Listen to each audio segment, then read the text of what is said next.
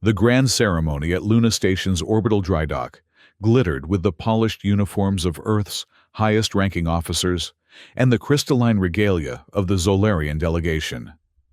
Massive viewports revealed Earth, hanging like a blue jewel against the void, a reminder of what was at stake as humanity took its first tentative steps back into interstellar politics after decades of isolation. Captain Mara Hayes stood at rigid attention beside the podium, her dress uniform uncomfortably stiff. 6 months ago, Earth had begun reclaiming its space territories after the long isolation. Today marked another milestone, the unveiling of the first true Earth warship in half a century. The EAS Vanguard floated in the massive dry dock, beyond the transparent dome of the ceremony hall.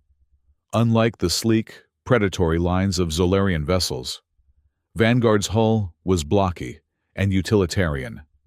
Exposed weapon mounts punctuated its surface like warts, and the hybrid quantum kinetic drive emitters at its stern glowed with unstable blue energy. It wasn't beautiful by any conventional standard, but to Hayes, it represented humanity's defiant return to the stars. Admiral Lucius Kane, Earth Fleet Commander, concluded his speech with a flourish. And so, honored delegates, I present the first vessel of Earth's new defensive fleet, the EAS Vanguard. Polite applause rippled through the Earth contingent. The Zolarian delegation remained pointedly silent. As the applause faded, Admiral Lucian Vrax of the Zolarian Empire rose from his seat. His midnight blue uniform shimmered with embedded crystals that caught the light as he moved toward the podium. Kane had invited him to share a few words of diplomatic goodwill. Vrax's lips curled into what might generously be called a smile. On behalf of Emperor Atar Cyrus and the ancient houses of Zolaris Prime, I thank Earth for this entertaining display. Hayes felt her stomach tighten. Something in Vrax's tone promised trouble. I must commend your engineers for assembling such an interesting vessel with your limited resources. Vrax's voice carried through the hall with practiced precision. Though I confess, when informed of a warship unveiling, I had expected something more formidable. Soft laughter rippled through the Zolarian delegation. Hayes clenched her jaw. This, Vrax gestured toward the viewports, reminds me of the mining barges our outer colonies used to scavenge asteroid belts. A scrap heap fit only for moon mining, not warfare. The Zolarian officers no longer bothered to hide their amusement. One whispered loudly enough to be heard, "It looks like a prehistoric relic." Admiral Kane stepped forward, but Vrax raised a hand. "Please, Admiral, no offense intended. We understand Earth is recovering." His emphasis made the word sound like a terminal illness. "Perhaps my engineers could provide some guidance. Show your people what real warship engineering means." He turned to face Hayes directly. "In fact, I invite your captain and this curious vessel to observe our fleet exercises in the Dorn Belt next month. Educational purposes, of course."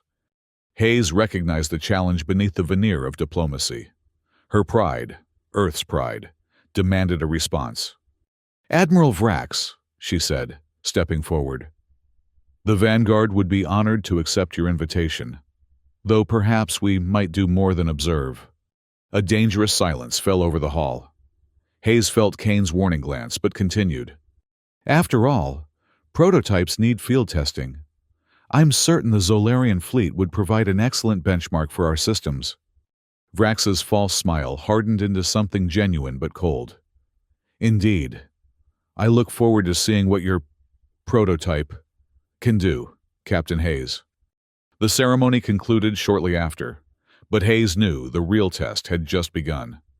2 days later, Hayes stood on Vanguard's bridge for the first time as its commanding officer. The command center was as utilitarian as the ship's exterior, function prioritized over form. Tactical stations surrounded a central command platform where Hayes now stood, reviewing crew assignments with Lieutenant Commander Marisol Gomez, her executive officer. "Engineering reports quantum processors at 97% efficiency. Gomez said, scrolling through status reports. Dr. Wei says the cooling systems are performing above expectations. Hayes nodded. Dr. Sophia Wei had replaced the previous chief engineer 3 months into Vanguard's construction. Her brilliance was matched only by her unconventional approaches to quantum mechanics. The adaptive quantum systems and kinetic weapons arrays that gave Vanguard its teeth were largely her design. Weapons? Hayes asked. Lieutenant Patel has the kinetic railguns charging. First firing test scheduled for 800 tomorrow. The bridge doors hissed open, admitting Intelligence Officer Lena Ortiz. Her expression was grave as she approached the command platform. Captain, we've detected Zolarian scout signatures near Helios Station. They're watching us. Hayes wasn't surprised. Let them watch. We have nothing to hide. There's more, Ortiz continued. Admiral Vrax has been reassigning ships to the Dorn Belt patrol routes. The fleet exercise he mentioned? It's looking more like an ambush preparation. Hayes exchanged glances with Gomez. They mean to humiliate us. Or worse, Gomez replied quietly. Hayes tapped the console, bringing up Vanguard's deployment schedule. Then, we'll need to be ready. Assemble the senior staff in the briefing room. It's time everyone understood exactly what we're sailing into. The briefing room was crowded with Vanguard's department heads. Hayes stood at the head of the table, arms folded behind her back.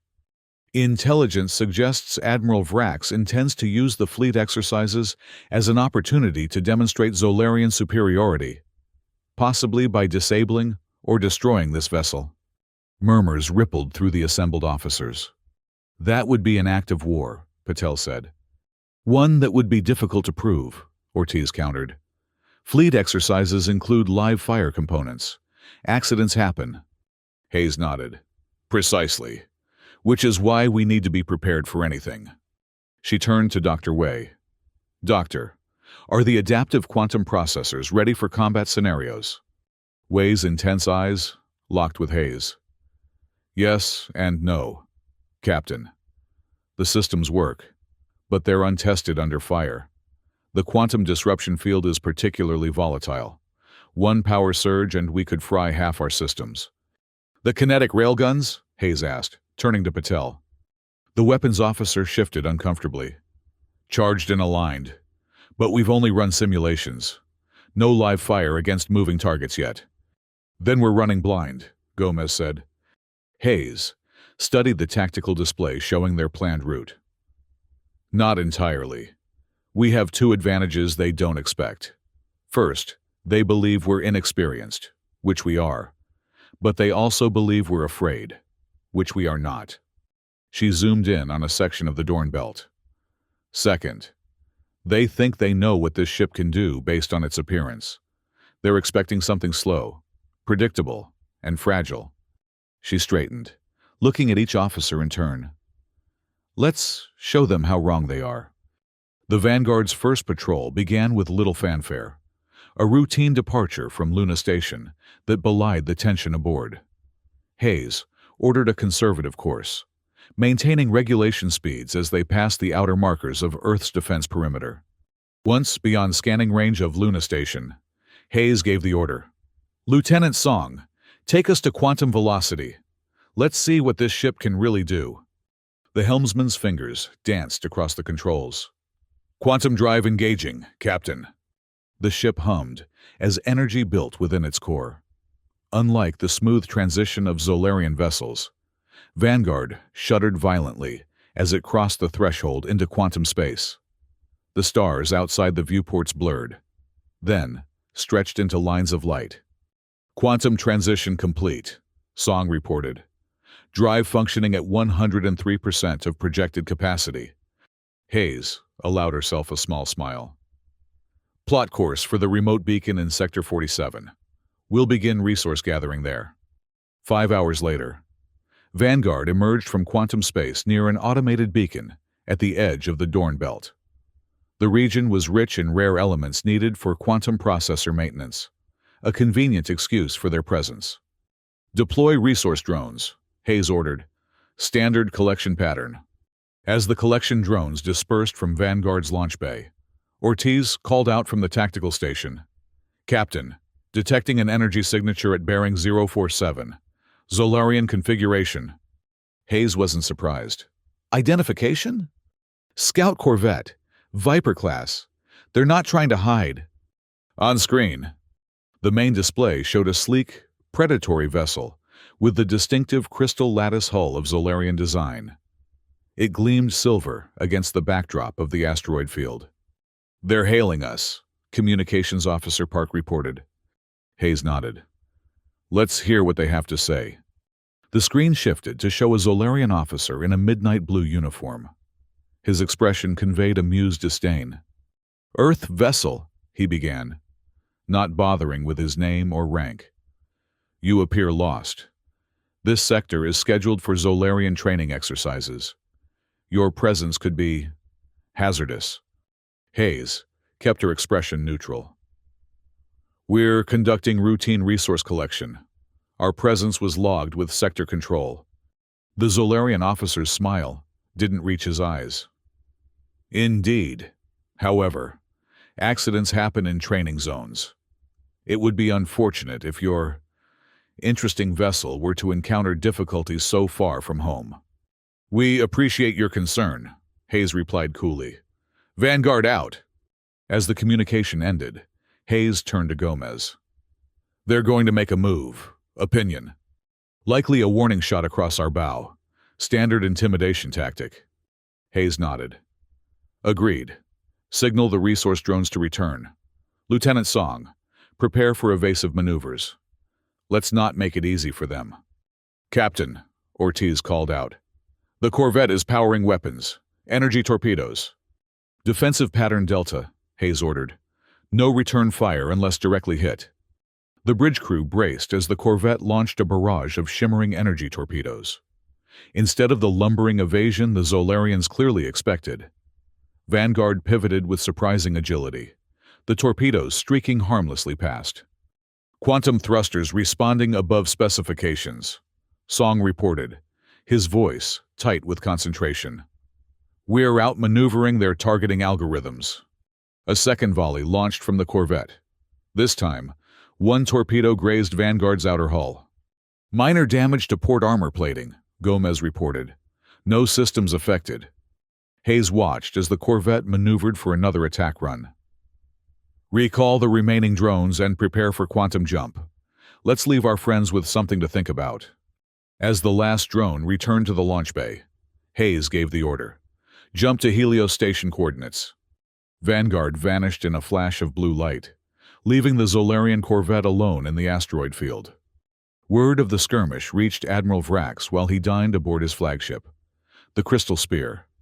The report from the corvette captain was clinical, but Vrax detected the underlying confusion. The Earth vessel displayed unexpected maneuverability. The young captain concluded, "Our targeting systems failed to achieve reliable lock." Vrax dismissed the report with a wave. "Luck, nothing more. A mining barge with pretensions of being a warship." He turned to his second-in-command. "Dispatch 4 frigates to the Helios station approach vector. I want them to intercept the Earth vessel when it attempts to return to Luna." "A decisive response, Admiral." Vrax smiled coldly. "Consider it a practical lesson in humility." The Vanguard docked at Helios Station, a sprawling mining outpost near the edge of the Dorn Belt. While the crew supervised resupply operations, Hayes met with Station Commander Reeves in his office overlooking the main docking bay. "You've stirred up a hornet's nest, Captain," Reeves said, pouring 2 glasses of synthetic whiskey. "My sensors picked up multiple Zolarian signatures converging on this sector in the past 6 hours. Hayes accepted the drink with a nod of thanks. "Not unexpected. The question is whether they'll wait for us to leave or try something more direct. Either way, you'll be outnumbered." Reeves leaned forward.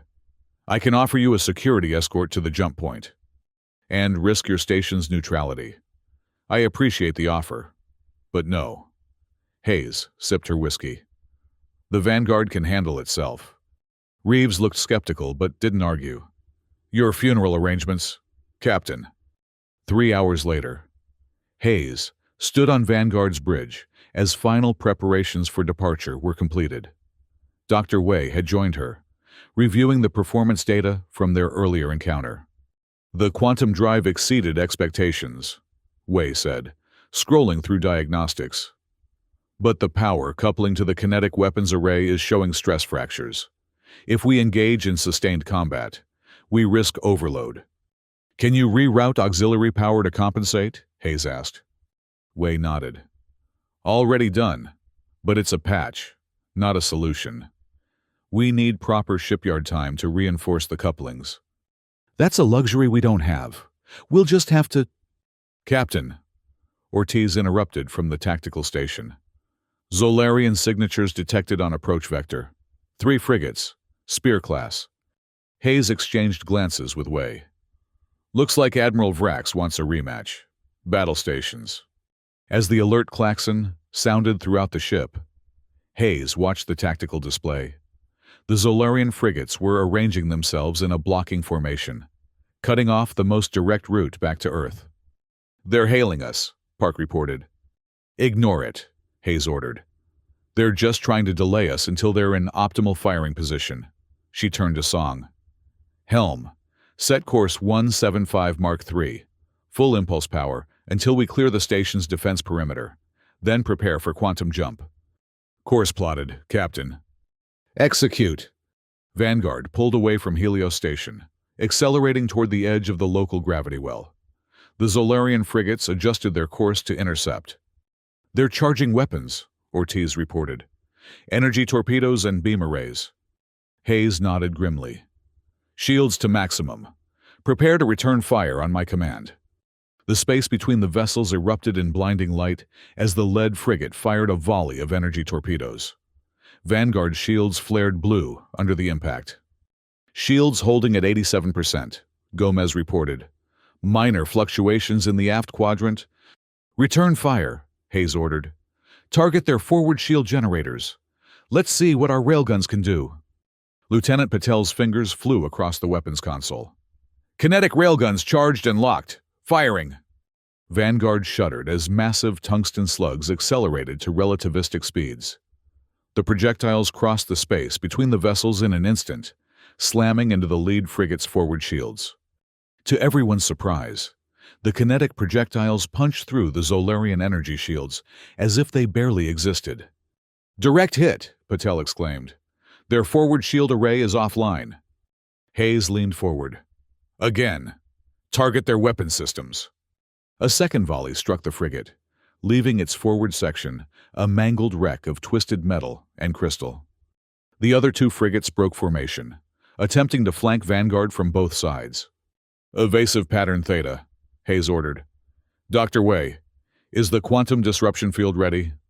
Wei was already at an engineering station, fingers dancing across the controls. Theoretically, but it's untested and could destabilize our own systems.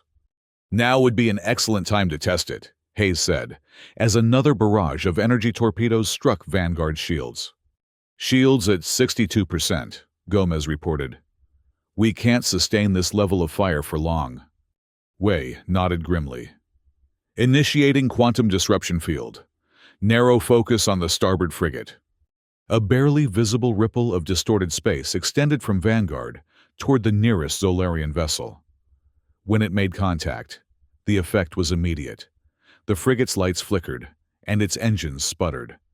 Their guidance systems are offline, Ortiz reported. They're drifting. Target the 3rd frigate, Hayes ordered. Kinetic railguns, full spread. The railguns fired again, the projectiles striking the remaining frigate's engines. Secondary explosions blossomed along its hull as its propulsion system failed catastrophically. The 1st frigate is attempting to retreat, Ortiz said. Their engines are damaged but functional. Hayes considered for a moment. Disable them. I want a prisoner. Patel targeted the frigate's engine section, and a final volley of kinetic rounds severed the vessel's primary power conduits. It began drifting, emergency lights flickering across its hull. All 3 frigates disabled, Gomez confirmed. No life-threatening damage detected, But they won't be following us anytime soon. Hayes nodded. Send a boarding party to the lead frigate. I want their captain and navigation data. An hour later, a Zolarian officer stood in Vanguard's briefing room, his expression a mixture of fury and humiliation. Captain Delnar of the frigate Sable Strike glared at Hayes across the table. "This is an outrage," he hissed. "An unprovoked attack on Imperial vessels conducting routine exercises." Hayes raised an eyebrow. "Routine exercises that happen to involve firing upon my ship?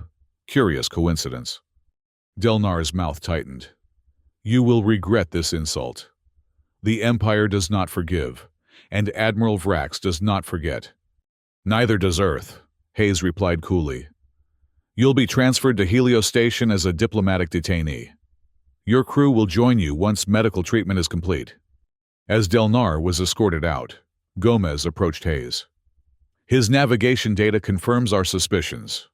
This was a planned ambush, authorized at the highest levels." Hayes nodded. "Inform Luna Station. We'll depart for Earth as soon as the boarding party returns." "The Zolarians will retaliate," Gomez warned. "This won't end here." "No," Hayes agreed. "I suspect it's only beginning." News of Vanguard's unexpected victory spread quickly through Luna Station. By the time Hayes's vessel docked, a crowd had gathered in the observation lounge to witness its return. Admiral Kane met Hayes at the airlock, his expression a mixture of pride and concern. "You've caused quite a stir, Captain," he said as they walked toward the council chambers. "The Zolarian delegation is demanding your head on a platter." "I imagine they're also demanding the Vanguard for inspection," Hayes replied. Kane nodded.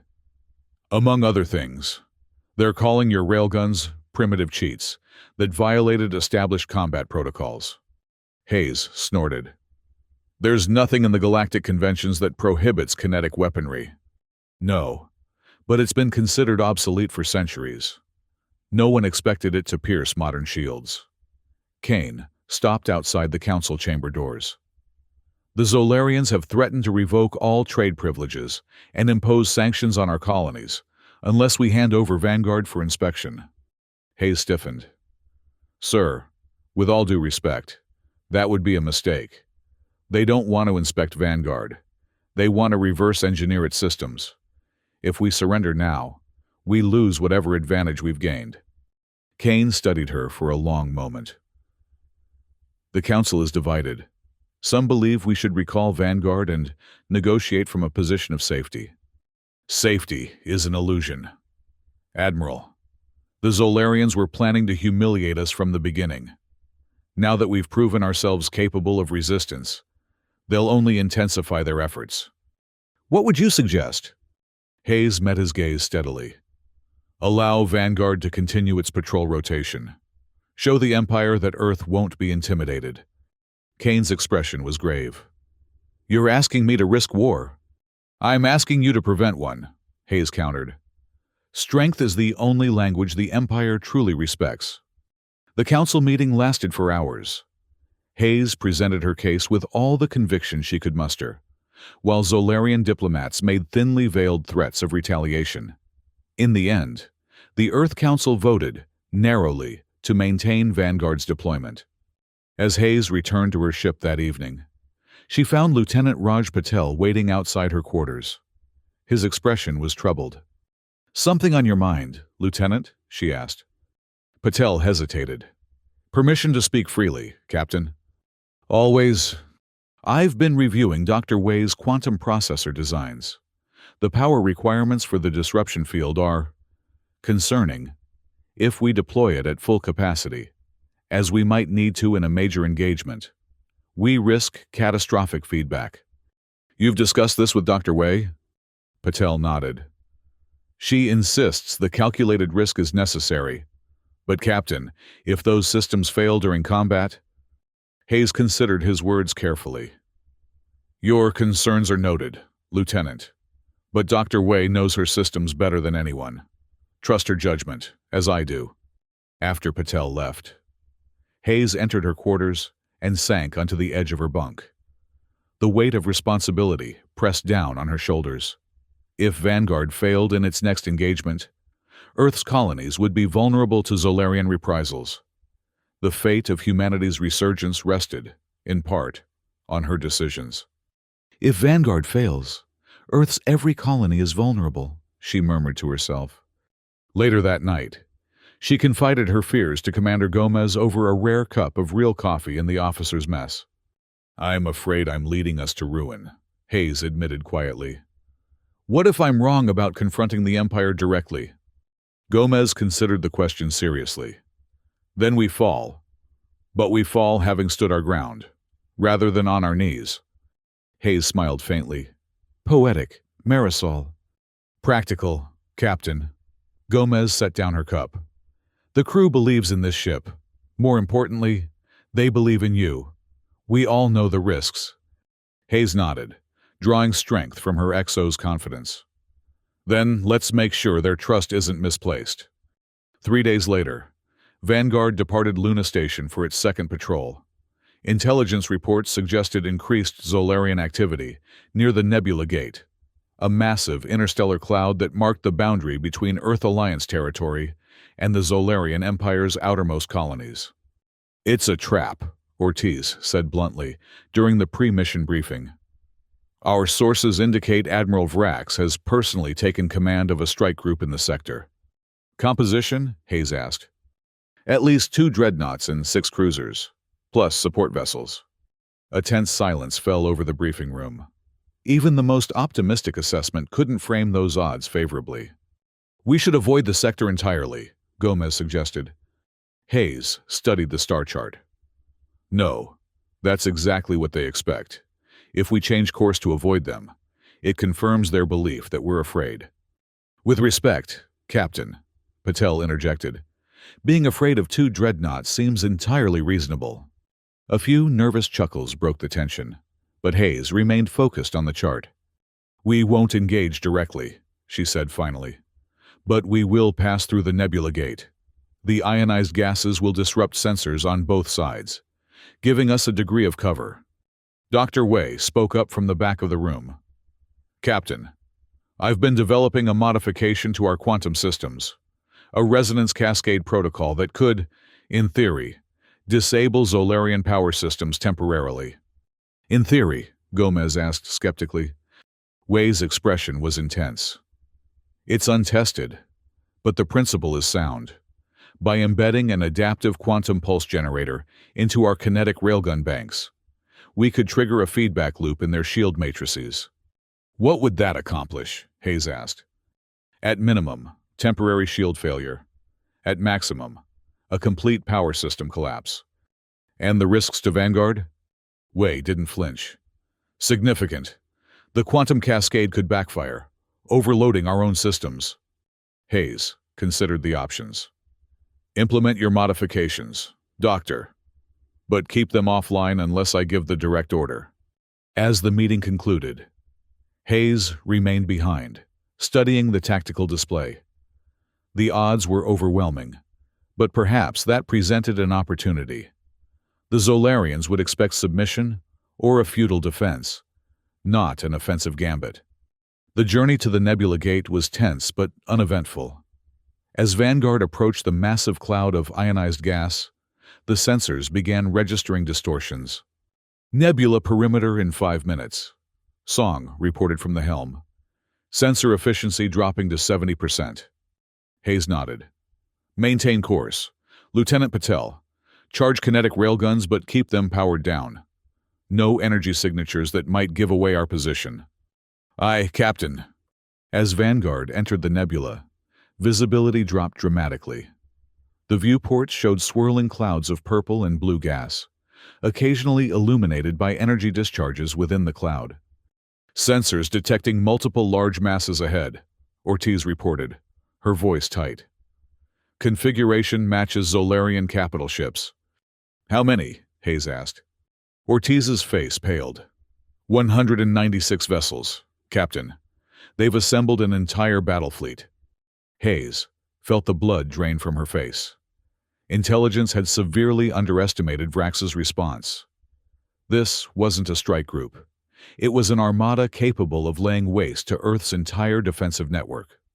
"Battle stations," she ordered, her voice steady despite the churning in her stomach. "Full combat readiness." As the alert klaxon sounded, Hayes turned away. "Doctor, initiate your resonance cascade protocol. We'll need every advantage we can get." Wei nodded grimly and hurried to the engineering station. "Initiating sequence. Quantum pulse generator coming online." Hayes returned her attention to the tactical display. The Zolarian fleet was arranged in a standard combat formation. Dreadnoughts at the core, cruisers forming a protective screen, smaller vessels deployed as pickets.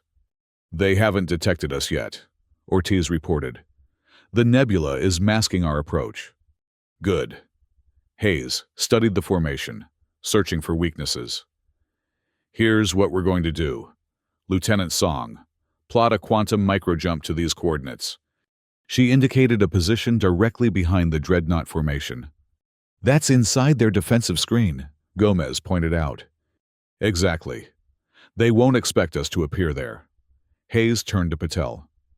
"When we emerge, target the lead dreadnought's reactor housing with everything we have. Full kinetic barrage. Maximum yield." "And the resonance pulse?" Wei asked. "Trigger it the moment the kinetic rounds impact. Target the adjacent cruiser's power cells." The bridge crew worked with focused intensity, preparing for what might be their final engagement. Hayes took a moment to broadcast to the entire ship.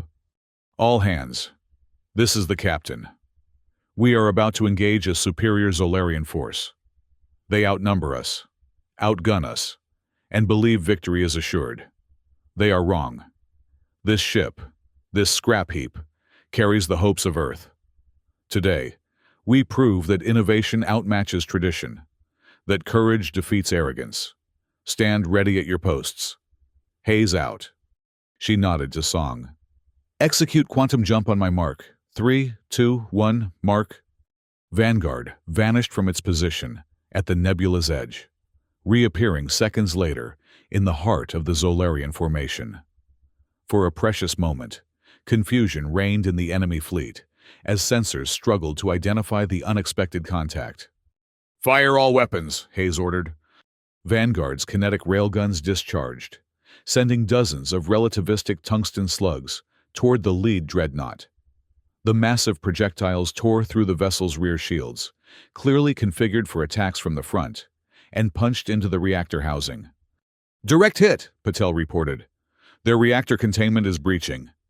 "Resonance pulse, now," Hayes commanded. Wei's fingers flew across the engineering console. "Pulse away!" A wave of quantum energy erupted from Vanguard, washing over the nearest Zolarian cruisers. Their crystalline hulls briefly glowed blue before their external lights flickered and died.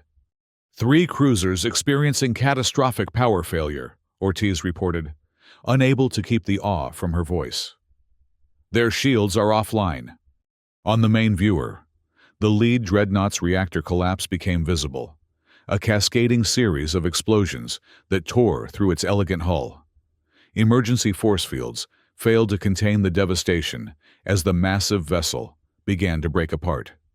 "Quantum jump to secondary coordinates," Hayes ordered. "Before they can regroup." Vanguard vanished again, reappearing at the nebula's opposite edge. Behind them, the nebula gate erupted with the light of the dreadnought's final destruction.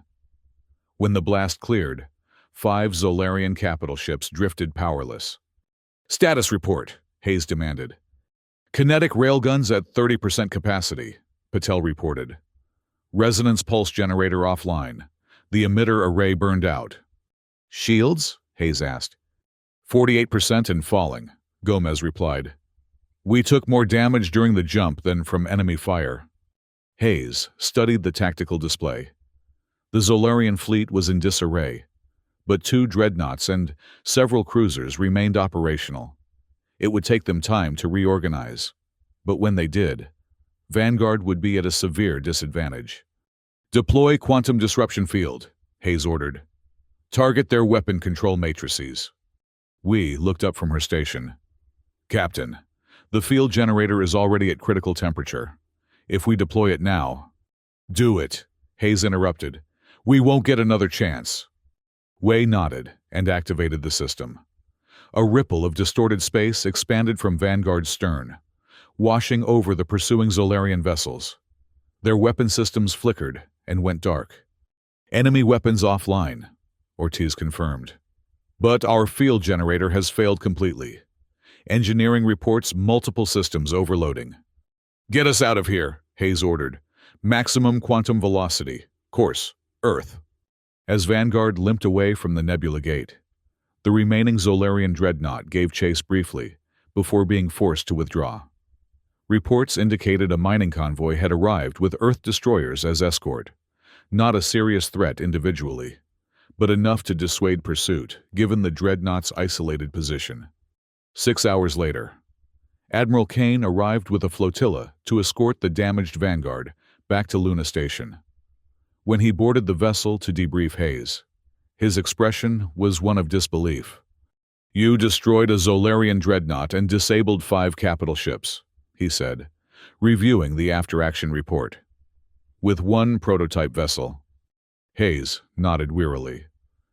"At significant cost.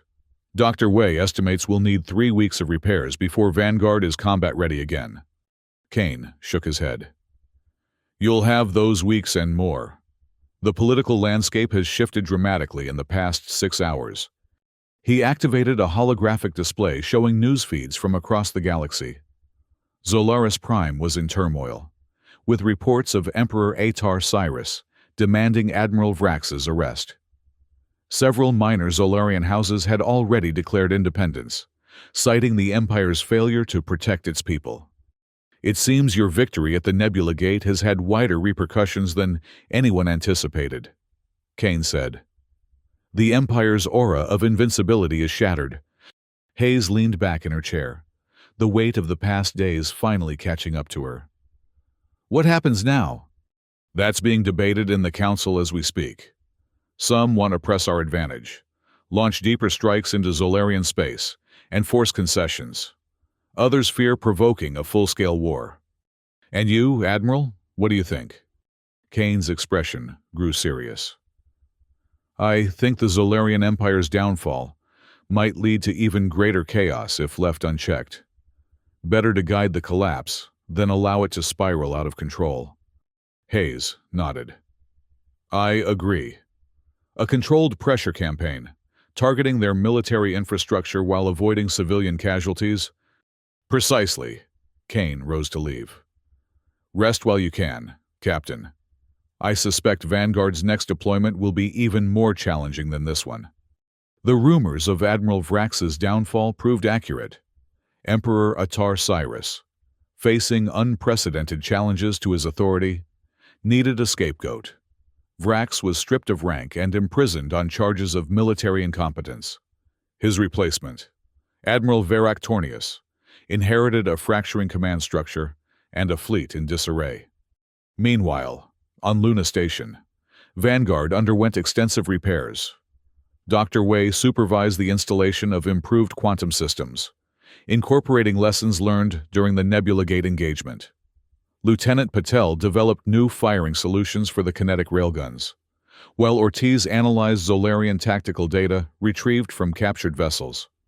When Vanguard emerged from dry dock 3 weeks later, it bore the scars of battle, but also improvements to every major system. Earth's engineers had worked around the clock, inspired by the ship's unexpected success. The Earth Council's debate ended with a compromise. Vanguard would lead a series of limited raids on Zolarian supply lines, targeting military assets while avoiding direct confrontation with civilian populations. The goal was to accelerate the Empire's military collapse, while positioning Earth as a stabilizing influence in the power vacuum that would follow. Over the next 6 months, Vanguard led increasingly bold strikes against Zolarian military outposts. Each success emboldened more client worlds to declare independence. The Empire's responses grew more desperate and erratic as Emperor Cyrus purged his officer corps of suspected disloyalty.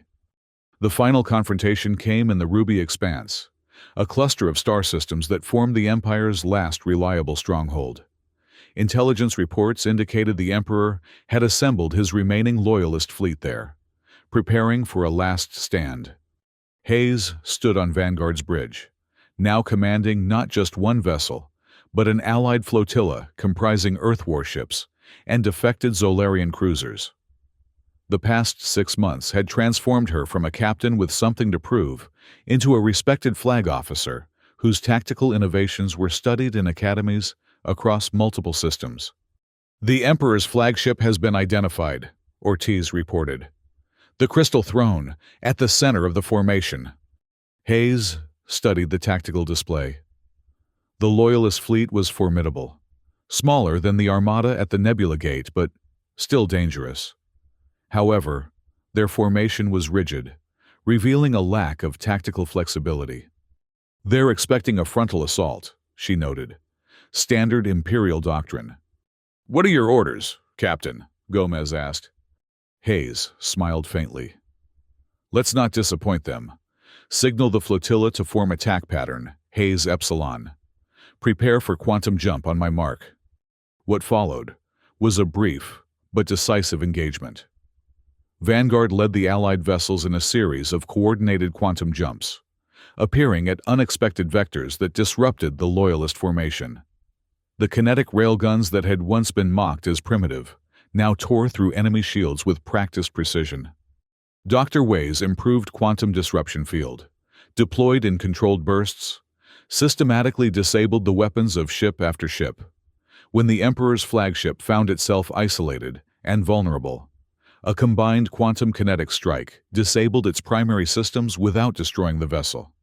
Faced with mutiny from within and defeat from without, the Loyalist fleet surrendered. Emperor Atar Cyrus was taken into custody by his own royal guard, ending his reign and effectively dissolving the central authority of the once mighty Zolarian Empire. 1 year later, Jupiter Station hosted a gala unlike any seen in human space for generations. Representatives from Earth stood alongside delegates from former Zolarian worlds, celebrating the formal ratification of the Galactic Concordat, a series of treaties establishing new trade and security arrangements throughout the region. Captain, now Rear Admiral, Mara Hayes observed the proceedings from a viewport overlooking the station's main docking bay. Below, the sleek new Earth dreadnoughts, descendants of Vanguard's design, floated alongside vessels from a dozen Allied worlds. Dr. Wei joined her at the viewport. "Quite a view," she commented. "Hard to believe it all started with one scrap heap." Hayes smiled. "The best innovations often look unpromising at first glance." "Speaking of which," Wei said, handing Hayes a datapad. "The new quantum resonance systems are ready for testing. Twice the power with half the instability. Always improving," Hayes noted. "Never satisfied with good enough. That's how we got here." Wei gestured toward the gathered diplomats. "By refusing to accept limitations." Hayes nodded thoughtfully. Later that evening, she visited Luna Station's newly established Museum of Space History. A central exhibit featured salvaged components from Vanguard's original systems, alongside artifacts from the decisive engagements of what historians were already calling the Humbling War. Near the exit, a memorial plaque caught her attention. "They mocked what they did not understand. We adapted what they believed impossible. May the lesson endure. Innovation and courage can reshape empires." Hayes traced the words with her fingertips, remembering the mixture of disdain and amusement on Admiral Vrax's face during that first encounter. How quickly arrogance had turned to fear, then defeat. As she turned to leave, a group of cadets entered the exhibit. Their faces showed the same mixture of determination and hope that Hayes had seen in her own crew at the beginning of their journey. They paused before a holographic display showing Vanguard's first engagement at the Dorn Belt. "Is it true," one asked her instructor, "that they called it a scrap heap?" The instructor noticed Hayes standing nearby and smiled. Perhaps the Admiral could answer that question herself.